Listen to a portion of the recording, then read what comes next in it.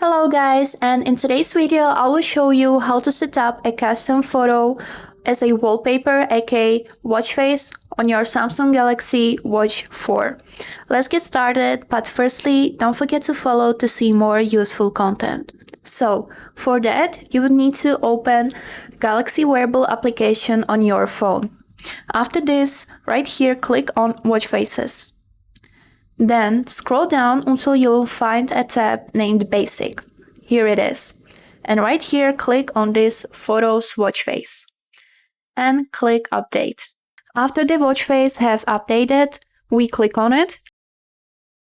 And as you can see, it immediately installed on our watch. After this, we click on Customize and on Background.